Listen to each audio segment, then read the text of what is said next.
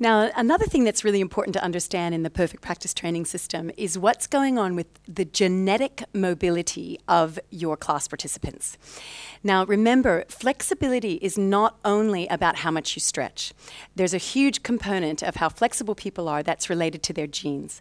Some people are born with really tight collagen, making them genetically much stiffer, and some people are born with looser collagen, which genetically makes them much looser.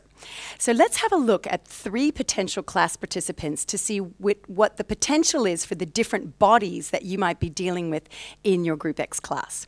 So let's take these people. A great test for checking how floppy your class participants are is just to ask them to go down and touch their toes. So if I can ask my three class participants to touch their toes. Now what we see here, also ask them to look up towards their belly button. Effie here is what we call a floppy. She flops straight down. Genetically, she's got lovely loose collagen. She probably will tell you she feels tight, and I'll tell you in a minute why she'll tell you that. But you can see she's very flat in her back, really, really loose and floppy. Alicia, on the other hand, is what we call a flippy. You can come up, Effie.